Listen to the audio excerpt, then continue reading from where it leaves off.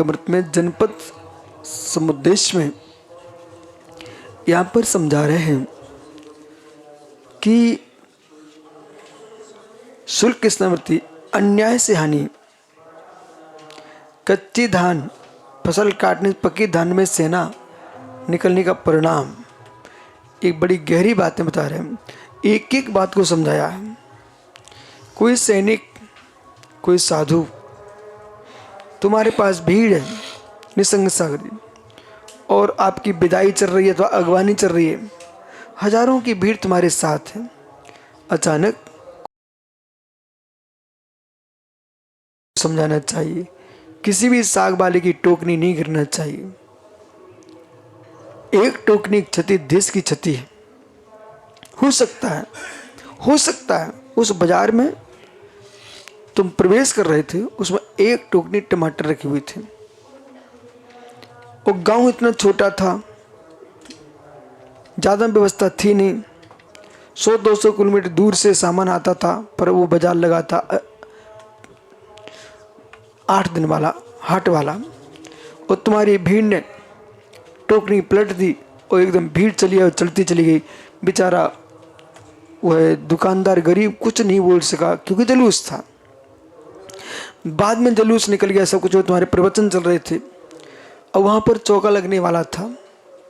आवाज़ आती थी अंदर से कि भाई टमाटर नहीं आ पाए। व्यक्ति बाजार जाता है, देखता कि दुकानदार के पास पहुंचा, उसके आंखों में आंसू था। और भाई मैं नहीं दे पाऊंगा क्योंकि एक महाराज जी का जुलूस निकल रहा था, मेरी टोकनी के सारे टमाटर गिर गए और सब फूट गए, नष्ट हो गए। कहाँ रखा था बाजार में, तुम्हारी अंजलि में आने वाला था, वो नष्ट हो गया। इतना विवेक तुम्हारे पास होगा तो तुम व्यवहारिक और निश्चय साधु जीवन जी पाएंगे। दूसरा पक्ष क्या विशेष सागर जी, भीड़ मेरे पास थी, राजा सम्राट था, सैनिक दौड़ रहे हैं, किसानों खेत में फसल खड़ी हुई है पकी अथवा कच्ची, तुम दौड़ गए और उनके पैरों में जूते, सैनिकों के जूते आपको पता ही है, ये सारी फसल कुचल गई, हाथी घोड़े सब निकल गए उससे। देश का विकास होगा, विनाश होगा। तो सैनिकों को कहा जाए कि आप किसानों की फसल उजाड़ के नहीं निकलेंगे, मार्ग से निकलेंगे, उन मार्ग से नहीं।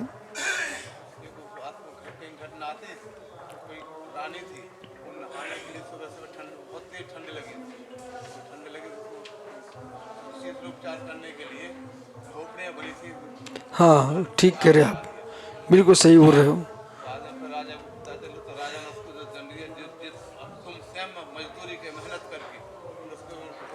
बिल्कुल बहुत ठीक किया उस राजा ने कि महारानी को इतना उपद्रव।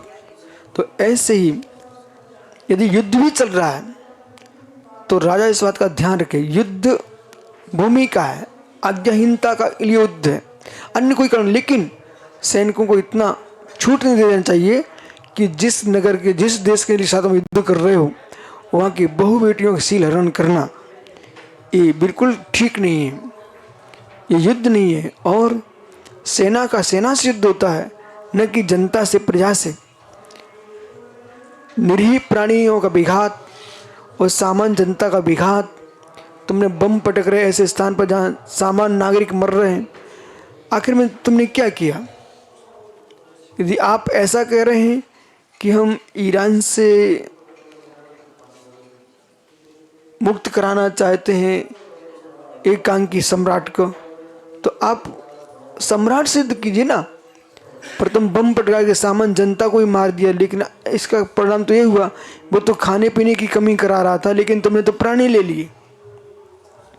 इसलिए एक नया सिद्धांत आप मुरादों के लिए है। रास्ते में घास है तो लोग कुछ पाटे रखने लगे आजकल, अथवा पत्थर रख देते हैं। अरे वहाँ जहाँ पैर रख सके वहाँ से पैर रख के निकल जाओ। लेकिन उन्होंने अथवा छील दिया तो पूरी नाश कर दिया, और पाटा रख दिया तो उसके ऊपर ही तो निकलना पड़ गया, पत्थर की तो दबा के रख दिया।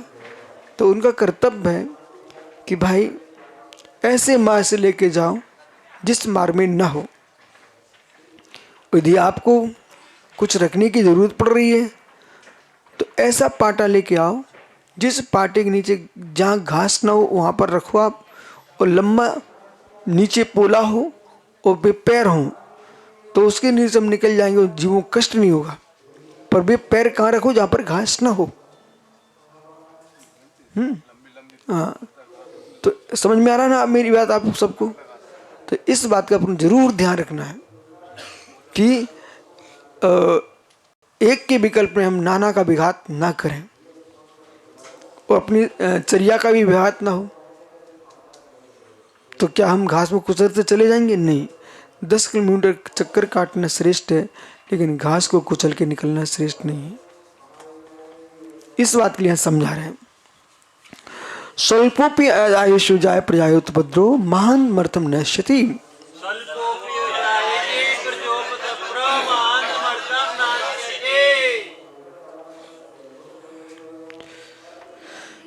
स्वल्पोपि आदम्य से प्रजोपद्रव, यदि सम्राट ने प्रजा के साथ छोटा भी उपद्रव किया। एक समय था विश्वासाग्री, आप भी थे, लगभग 10-12 साल के तो होंगे, मैं भी था, कि देश में एक दिन ऐसा आया कुछ दिन कि जितने लोग थे प्रौढ़ वे घर में छुप गए, बेचारे भागते फिरे। तो कोई किसी को जो मिल जाए उसी को पकड़ ले जाते थे और सबकी नसबंदी करा दे जबरदस्ती। पता है आपको? मैं बहुत छोटा था पर समझदार था, आप भी 10 साल के थे। हाँ, तो उसका परिणाम ये निकला कि अगली बार जैसे चुनाव हुए वो सरकार गिर गई। वो इंदिरा गांधी की सरकार थी। लोग पकड़ पकड़ करके मनुष्यों की नसबंदी करा रहे थे, समझ रहे ना? तो ये कितना गलत काम कर रहे थे।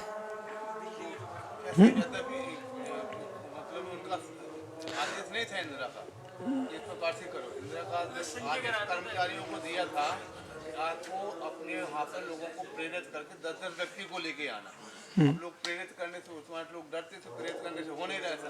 उनको कर्मचारियों को आदेश मिला नहीं, तो प्रेरित करने की आवश्यकता क्या पड़ गई आपको? तुम जनसंख्या कम करना चाहते हो, आप देश की ऐसी नीति बनाओ कि जनसंख्या बहुत बड़ी हो जाए फिर भी खाने की कमी ना पड़े। ऐसा प्रयोग करना चाहिए राजा को, न कि ये करना चाहिए। ठीक है, बोले कुत्तों को पेड़े में जहर खिला रहे हैं और जनता कम हो ये उपक्रम कर रहे हैं। इनके ही माता पिता ऐसा करे, तुम्हारा जन्म कैसे हो गया? तो देश में व्यापार बढ़ाएं, देश में अराजकता को मिटाएं, देश में जो व्यर्थ का टैक्स है उसको कम करें, देश में जो है जो नेतागण रिश्वतें खा रहे हैं उन पर दृष्टिपात करें, देश में जो अधिकारी वर्ग है वो नीति शून्य जीवन जी रहे हैं उन पर आप नियंत्रण करें। हर क्षेत्र में, चाहे विद्युत विभाग हो, शिक्षा विभाग हो, औषध विभाग हो, प्रत्येक विभाग में निगरानी रखें और निगरानी रखने वाले पर निगरानी रखें, तो देश में कमी आ ही नहीं सकती है। जनता कम करने से कुछ नहीं है। भारत में धर्म, तीर्थ और नागरिकों की संख्या ही हमारे देश की पहचान है, यही देश की उन्नति का कारण है। कुछ लोग हैं जिन देश के देश भरे पड़े, जनता ही नहीं उनके पास। तो यहाँ की धार्मिक निष्ठा पूरे देश को एक किए है। विभिन्न भाषाएं, विभिन्न संप्रदाय, तब भी भारत में शांति विश्व की अपेक्षा। आप खुले अपने धर्म का पालन कर रहे हो, हर संप्रदाय अपने धर्म का पालन कर रहा है, पर संप्रदाय वालों का कर्तव्य है एक संप्रदाय का दूसरे संप्रदाय आक्रमण नहीं होना चाहिए। आप अपने अपने धर्म के अनुसार जियो, लेकिन वात्सल्य सबके साथ एक सा होना चाहिए। देश की अखंडता का यही कारण बन सकता है। और प्रत्येक नागरिक के अंदर देशभक्ति रहना चाहिए। देश की किसी भूमि पर विदेशी कब्जा ना हो पाए, और देश की कोई हड़ताल भी तुम्हें करना है तो उपवास करके करो, आप तो मौन रह के करो। आप भगवान के भजन करके करो, लेकिन शासकीय सामग्री का नाश करके करना, ये तुम्हारे शासकीय सामाजिक हो, शासकीय हो, सांप्रदायिक हो, इसका नाश करके देश का ही नाश है। आपने जो है नाश कर दिया। अभी नेपाल को देखो क्या हालत हुई, ठीक है, बांग्लादेश को देखो क्या हालत हुई, आग लगा दिए, लेकिन अंत में नाश किसका हुआ? तुम्हारे देश की संपत्ति का नाश हुआ ना। हमारा भारत में शिक्षा होना चाहिए कि बच्चे को स्कूल में पढ़ाना चाहिए, जो नैतिक कक्षा चलती थी वो समाप्त नहीं होना चाहिए। बात को लेकर यूपी के मुख्यमंत्री ने किया ना, जो प्रकार से किसी प्रकार से अगर किसी को जलाता है उसकी संपत्ति कुड़क करके उसको नहीं तो भुगतान करना। उन्होंने उसके बल पर जो है ना वहाँ नियंत्रण किया प्रदेश पर, नहीं तो प्रदेश में बहुत अनर्थ हो रहा था। तो ये आज समझा रहे हैं कि भाई जिनको तुमने अधिकार दिए हैं उनके अधिकार भी अनधिकार ना बन जाए, इसका भी ध्यान रखना चाहिए। हमने कहा सार्थक सागर जी भाई तुम सबको औषधि देना, हमारे यहाँ सब काम बटे हैं, इतने बड़े संघ में हम भाई अकेले क्या कर सकते हैं, ठीक है। कोई पाटे लगवाता है, कोई औषधि भिजवाता है, कोई व्यवस्था देख रहा है, तो ये सब कुछ काम चल रहा है, ठीक है। शेष आगे विचार करेंगे। स्वल्पेषु उदार प्रजापति उपद्रव महानता, धन की आमदनी स्थान पर टैक्स से, चुंगी आदि व्यापार से थोड़ा भी अन्याय का धन करता तो अधिक टैक्स लगा देता है, उसे महान अनर्थ होता है। राजा को उचित ही टैक्स लेना चाहिए। जैसे कि शासकीय नियम है हर जगह, व्यापार में भी शासकीय नियम रखना चाहिए। स्कूल कॉलेज में बहुत वृद्धि हो रही है, उसमें शासकीय नियमों पर बहुत दृष्टि रखना चाहिए। जो कुछ पढ़े लिखे नहीं है उनको तुम प्रमाण पत्र दे रहे हो, और ऐसे लोग पहुंच जाएंगे अच्छे स्थान पर, क्या काम करेंगे, तो देश का विनाश होगा। वो पढ़े लिखे नीचे हो रहे हैं, समझ रहे कि, तो आप उनके लिए योग्यता का ध्यान रखा जाए। किसी के लिए कोठे देने के साथ साथ योग्यता का ध्यान नहीं रखा तो देश का विकास नहीं, वो विनाश होगा। इसलिए योग्यता, कुछ कार्य ऐसे हैं जैसे डॉक्टर है, अध्यापक है, इंजीनियर है, ये कोई सम्मान के पद नहीं है, ये बुद्धि के पद हैं। सम्मान के पद नहीं है, ये बुद्धि के पद हैं। तज्जन बुद्धि नहीं है, तो सम्मान बढ़ाने के लिए, आगे बढ़ाने के लिए, और जो योग्य लोगों ने पीछे कर दिया।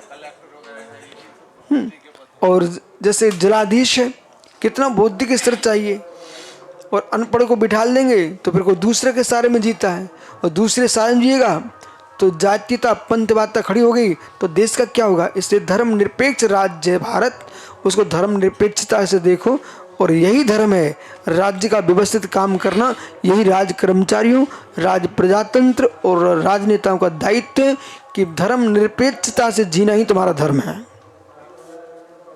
शेष आगे विचार करें।